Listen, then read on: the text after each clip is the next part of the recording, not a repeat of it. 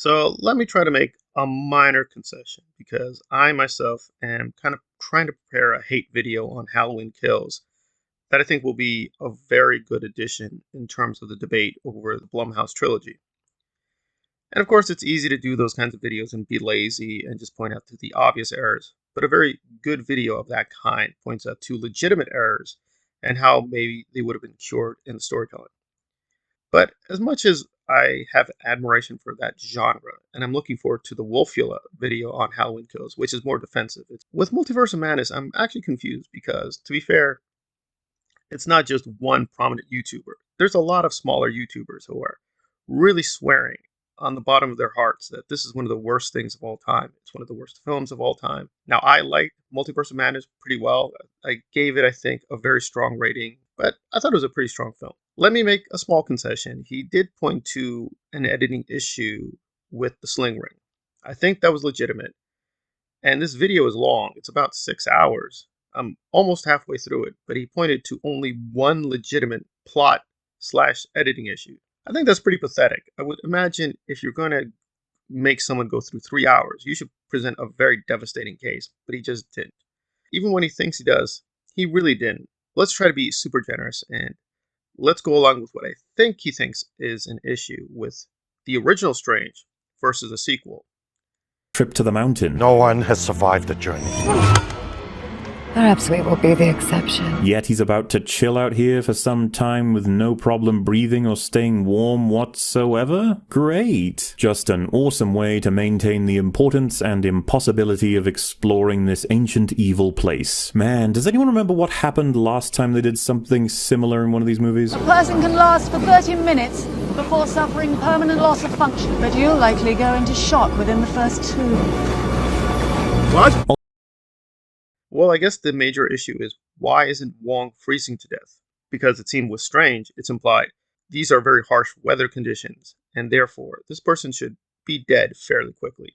Well, there are several problems with this. If we're going to take this even half seriously, there are major dilemmas with even posing this as a contradiction. The most obvious one would be Strange is not fully clothed. In the original, he doesn't have all his clothes. Wong is fully clothed. We see he's fully clothed. Your own editing shows he's clothed. So in this essay, you show he's clothed. It's not much of an issue as to why he's not freezing to death instantaneously. There's also the possibility that he and the other wizards slowly, in a couple years, develop better techniques to handle those conditions. Again, it's really funny. This video stresses how much the MCU has declined over the years, but for this film isn't taking the passage of time seriously. Things may have changed. Maybe Wong picked up a few tricks. You have to be fair-minded to the other side and say, maybe the writer and director thought about these things. And if they did, then again, we might assume in the backstory, maybe Wong just got better at it. That's a fair assumption. So you didn't say anything. There we are, almost 2 hours. Nothing besides the sling ring contradiction was said. So it's kind of pathetic. But then we move past the 2 hour mark, and it seems finally he's doing something legitimate and referencing the comics. But I don't think he understands the comic books. And he did reference the comic books. I know he keeps claiming he doesn't reference them, but he did. So that puts him in a lot of trouble because I have read the comics carefully, so it's not as major an issue as he thinks it is. Cosmically, while the other is a witch. These aren't the same. And how, may I ask, do you kill this woman with everything we understand about her? What? You can't make it so a statue kills her. You just showed us that Wanda tossed a statue into her. How do you fucking figure this would kill her? The statue just fell on her. It didn't even... She's Captain Marvel. She tanked a punch to the face from the Power Stone. She can fly through the entirety of starships without breaking a sweat, you donkey fucks. The issue would be, well, how did Captain Marvel in this universe become so vulnerable? But in, quote, the main universe, the Brie Larson Captain Marvel seemed pretty much invulnerable.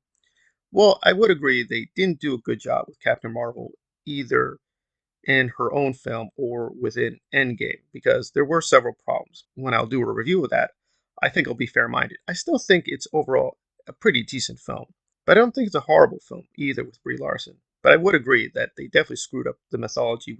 But in terms of the issue with Multiverse of Madness, there really isn't much of an issue. for two reasons. One is they pumped up Wanda's powers to an insane degree in this movie. So her being able to kill Captain Marvel is not a problem. She can do that now. Also, if you read the comic books carefully, her hex powers do have those kinds of properties. The way I understood it is that Wanda's hex powers are kind of like a probability matrix. Essentially, what she does is she zaps somebody and she screws up the abilities or powers of the opponent. So, for instance, if Hawkeye was fighting her, if she zapped Hawkeye, who usually has 100% accuracy, what would happen is he could still shoot arrows, but they're not going to hit their target. What she does is she basically turns the powers usually against the person. So in this case, I would assume she drained either Captain Marvel's powers or neutralized them. So she's more human than she usually is. So there, usually, yeah, a statue falling is not going to hurt her, but maybe she just became a little bit more vulnerable, a little bit more human, so a statue can kill her. It's not a problem. And you did invoke the comic books, but you didn't study them carefully. And I think the person helping with the editing meme depository for this video is more of a DC person, which is a mistake. You should have hired somebody like me who knows the Marvel comics and saved yourself from embarrassing yourself, but you didn't.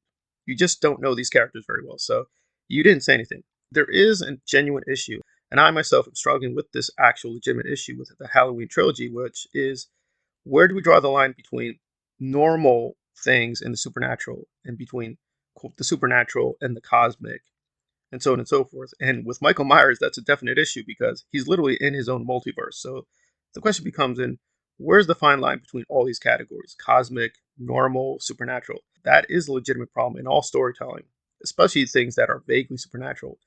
And I would agree sometimes in Multiverse of Madness they abuse that kind of ambiguity.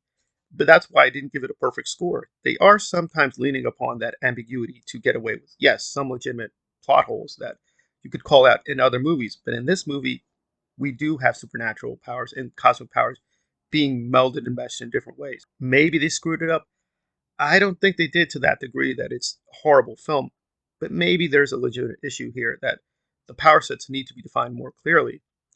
But again, there's still inconsistency with this person's reasoning and even with their prior videos where they were praising the MCU as the most beautiful thing just a couple seconds ago. So, yes, at least one legitimate issue was raised with the Sling Ring in terms of editing, and maybe there's a legitimate issue in terms of dividing the cosmic and the normal and the supernatural and all those things. But this video did not do a good job going through those legitimate issues. Instead, it just found one visual contradiction. Good, that's better than nothing, but it didn't really change my opinion or even, quote, destroy Multiverse of Madness, at least not so far. But maybe the second half will actually be much more persuasive.